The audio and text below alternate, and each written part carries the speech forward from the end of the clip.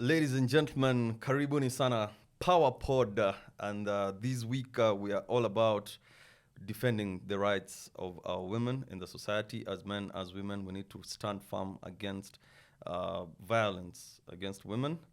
And in the 16 days of activism, we will be focusing on women human rights defenders, those who are chanting this message, echoing this message uko mashinani kwenye grassroots. And with me today in studio is Ruth Ogolla. Ruth, yes. Karibu sana. Karibu sana. Karibu sana. Asante sana.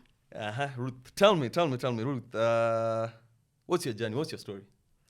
Yeah, my name is Ruth Ogolla from Kayole Social Justice Centre in Kayole. Yeah, so I joined the social justice movement in 2019 after seeing that the violations that are happening in the community and people are not talking about them, and I was looking for a space where people have the same vision, the same space where they can talk about the issues that are happening in the society. That's when I landed in the Kayole Social Justice Centre, which gave me a space to talk about the violation, to defend the women in the space, to defend the women in the society, and even the girls. My major focus in the girls and the women in the society. So how has that journey been so far? Since 2019, you joined it, you decided to add your voice, to lend your voice to this struggle, to this focus. How has that journey been ever since then? Yeah, the journey has been good with a lot of achievement and challenges at the same time. During the journey, I've had personal growth. I've grown as a person. I've also been able to grow other women who are leaders, not only in the center which I come from, Kayole, but also in the community, that even when I'm not there, they can take up the roles. So that is the major achievement, that I've been able to create more women leaders who can take up the role without even me being there.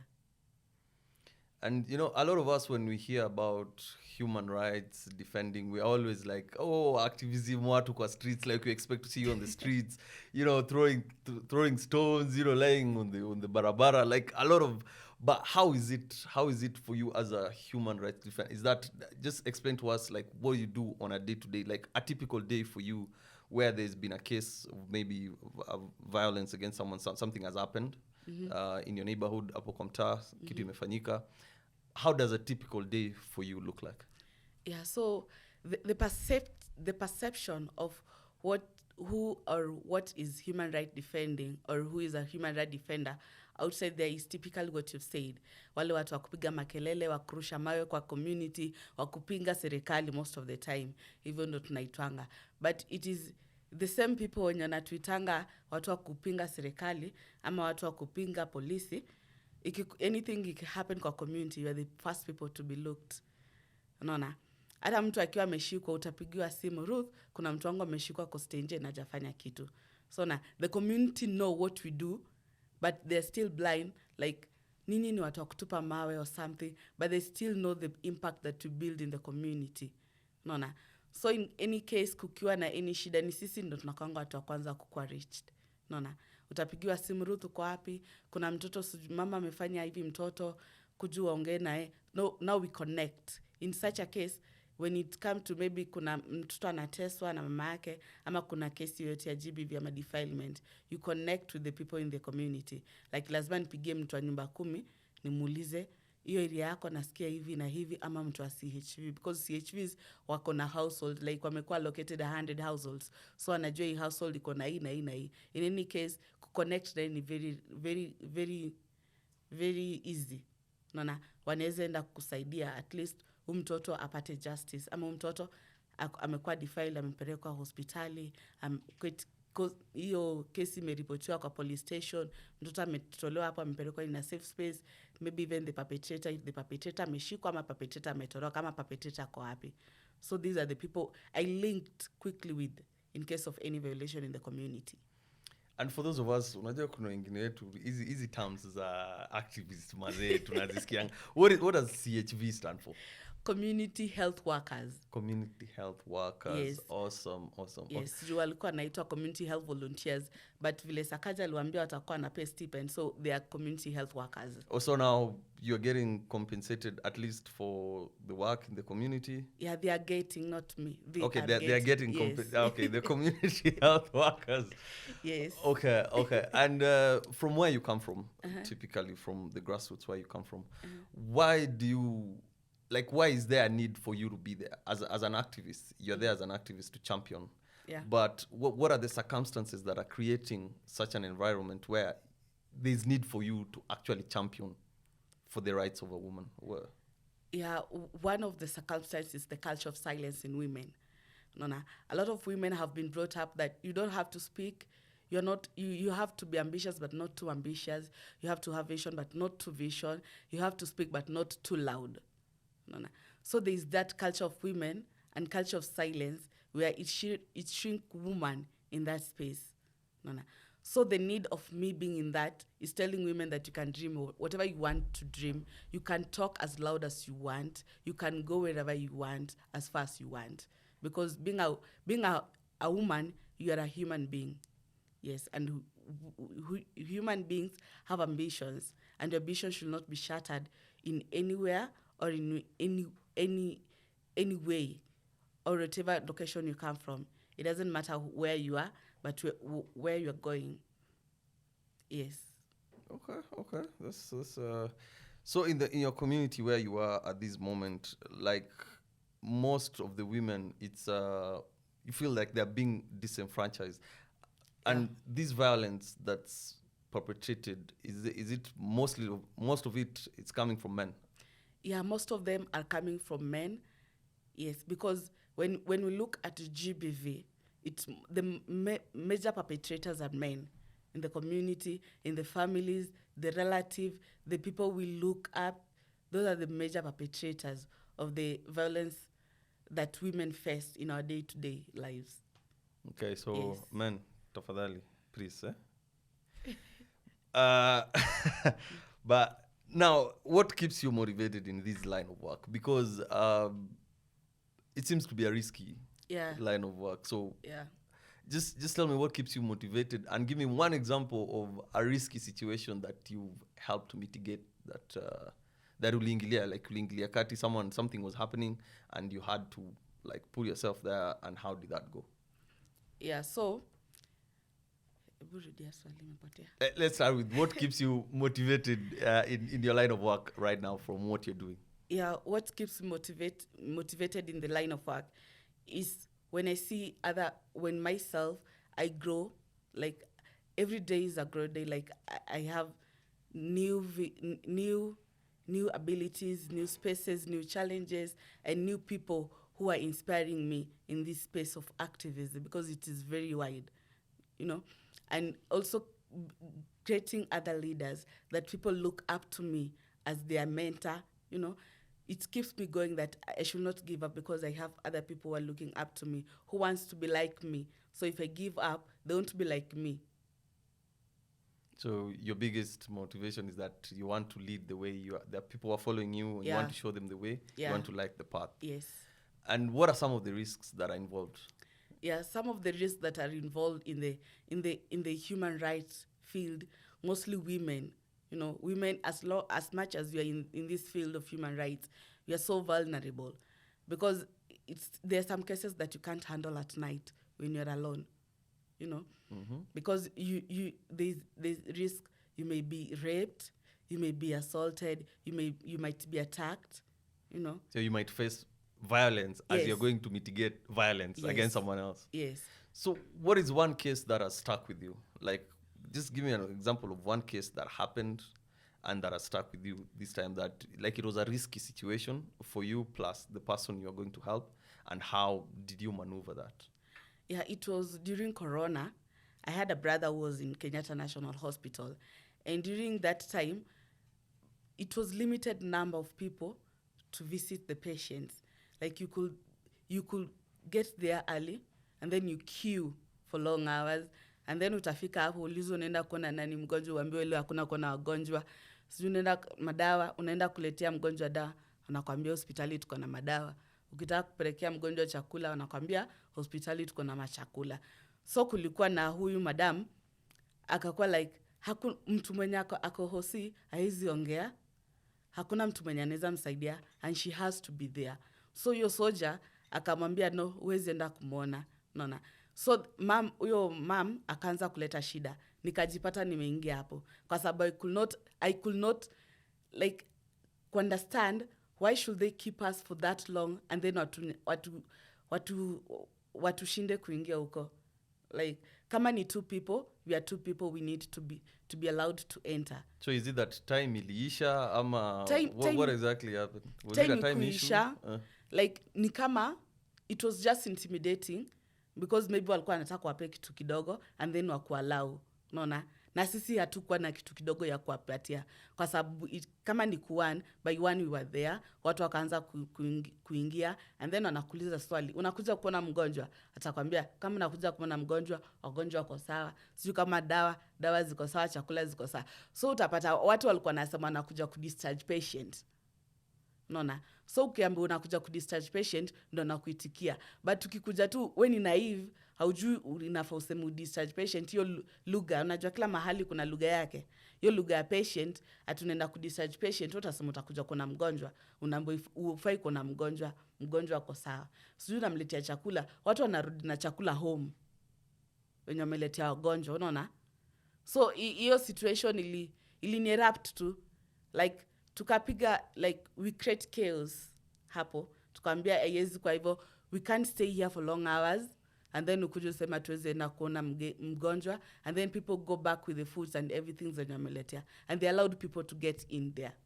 So you feel like he discriminated against you guys because you are, like he let the men go through and then for you he decided like you have to bribe him for you to be able to go see your patient. Yeah, it was something like that because kulikuwa na wale watu ni kama wanakujanga kila siku, so they know how to find their way. But huyu amekuja leo, sijui anything, no madam ajui anything. Si tunajua kawaida, when it's time to see the patient, you're being allowed to see the patient as long as umeandikiwa ile check-in. Inafaa uone patient. But even getting the check-in was so problematic. Yes. Okay. Na kwa mtaa now kwa grassroots, you said you had an issue working at night and all that. Have you ever been called to a case at night that something had happened and how did you navigate that? Yeah, I was called. There was a fire accident. It may happen kwa sababu najua mtani wanasemanga wewe ni kama ni savior. So anything unajua link za watu, unaona. So when I was called, first niliangalia ni saa ngapi, it was 11 p.m. Wait, a fire accident? Yes, fire outbreak. There was an outbreak of... Yes, fire. Okay. So naona kama ni usiku, first of the time lazima security yangu, unaona. So nikaangalia hii time na place ilikuwa nachomeka ni far place yenye niko, unaona.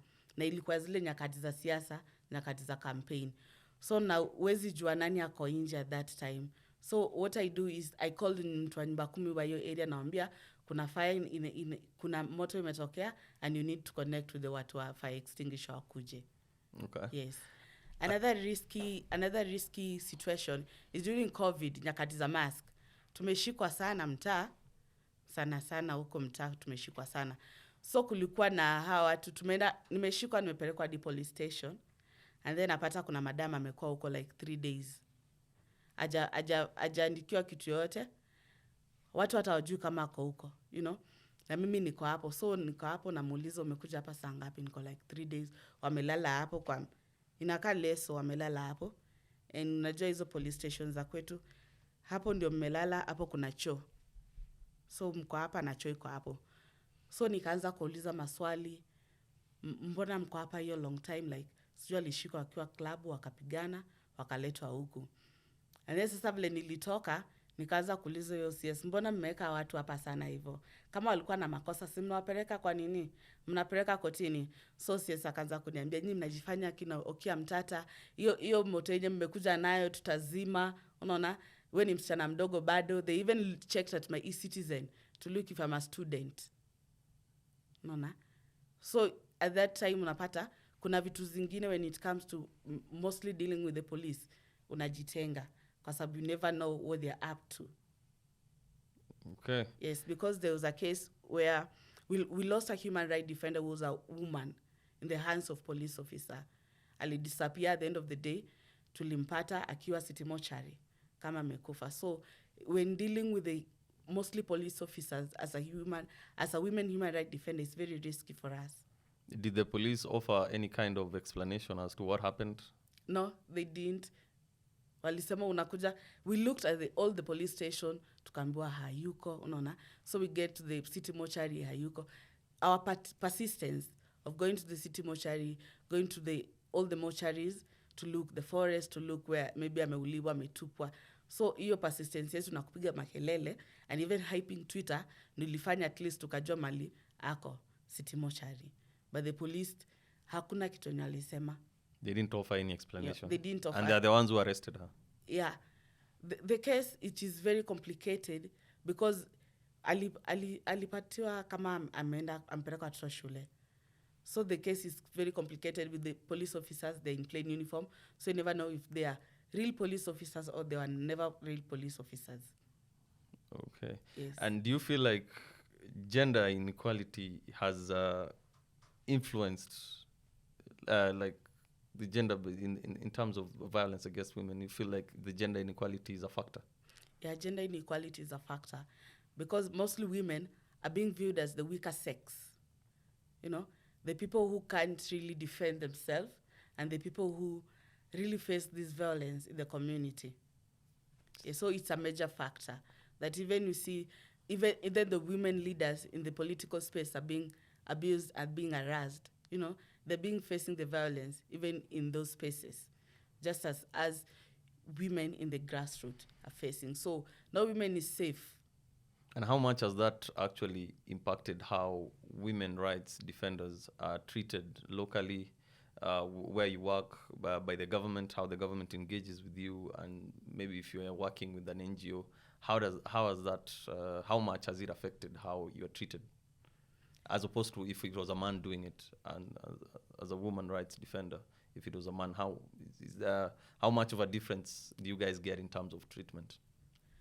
When it comes to men and women, obviously we're being treated differently because even when you look at, maybe you can apply for a position as a woman human rights defender, the pay will not be the same as the men human rights defender, or even the political spaces.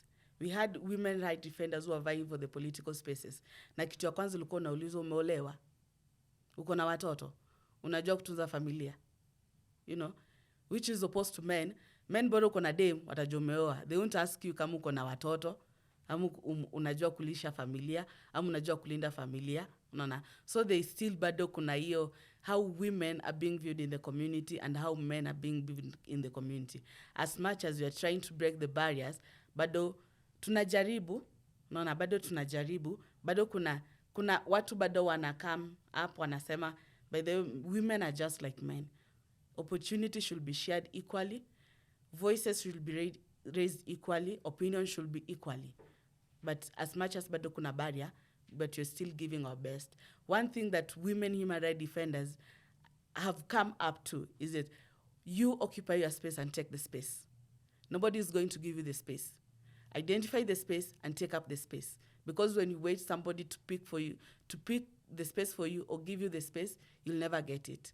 So pick the space, identify the space, pick it, and create that space for other women. Okay. And in your line of work, what sort of resistance do you think you've come across, like in your experience as a woman human rights defender? In your line of work, what type of resistance have you faced? Yeah, most of the resistance, because I'm young and I deal mostly with the cases of GBV in the community. So one of the resistance is from the elder women or the elder people. The women are actually opposing your work? Yes, because anasema wewe bado ni msichana mdogo, haujui mambo ya ndoa. Unaona? So when it comes to issue domestic violence, about domestic issues between wife and women, between men husband and wife. Yes, yeah. Husband and wife. Utaulizwa kwanza umeolewa. Unataka niache watoto wangu niende wapi? Wow. So unaona? Yeah. huyu baba ndiye analipa watoto shule, analipa nyumba, anapeana food. Unataka niache hao watoto niwapeleke wapi? So even if you are trying to tell this woman that you're not supposed to stay in a toxic marriage or toxic relationship, but you don't give her alternative of how to be economic empowered, ama how to be economically stable by herself, as much as unataka atoke kwa hiyo ndoa, haezi toka. Because they have no other choice. They have no option. other choice. They can't fend for themselves otherwise. Unaona. So hizo ndio zinakuanga most challenges zenye napata in my area of work. So unapata most of the time, because I'm young, nitaenda na mama CHV. At least akiona hapo, atajua kama mimi ndio nakuja kudocument hiyo kesi ama kuja kuangalia violation. Atajua ni huwa nakuja kuangalia violation. So that's how I maneuver through hiyo ya umeolewa. Wewe ni mdogo bado hujui mambo ya ndoa, hujui mambo ya familia, unaona? So that's how I maneuver that backward. I didn't even think that was an issue in 2022, but it's good that I'm learning some of these things. Like if you're married okay, that's crazy, but well, at least now we know. So what facilities do you think we lack as a community, as a country? And what do you feel the government or the NGOs who are helping in that sector can do more to facilitate and to better help that space grow and just generally reduce violence against women? Yeah, one of the facility or the space that we need most is safe houses or safety spaces for women, because most of the time we engage in these risks and we don't have anywhere else to go apart from home. And maybe home is where we are being threatened. Home is where we don't feel safe anymore. So when we have more facilities or more safe spaces, can really help us re-energize, just re-strategize, and even rethink of how to go about the work that we're still doing in the community. Because now we even have a case of a woman, human rights defender, who also deals with the GBV. But now she was under threat. She's still under threat. We still don't have the more safe houses for these women to go, and we never know what we might wake up tomorrow for. So when we have more safe spaces for women to just go there and just re-energize, just go and have their reflection, meditation, it can be really of help to us. Okay, awesome. Ruth, thank you so much. One last word as we close the podcast. Yes. Take a stand against GBV. One last word into the camera. Yeah, GBV is violence against women, and this year theme of 2022, the day 16 days of activism, we're saying that we're fighting violence against women and girls, and we want to tell all the community, all the people in the community, all the people in Kenya, that no woman deserves violence in any age, anywhere, or any religion or any culture. No woman deserves violence. All women should feel safe, and all women should be treated with dignity and respect. Ruth, thank you so much. Welcome. Asante sana. Karibu. Catch us on our next episode on Pawapod. We are focusing 16 days of activism, and our special focus is on women human rights defenders. Till next time, cheers. Cheers.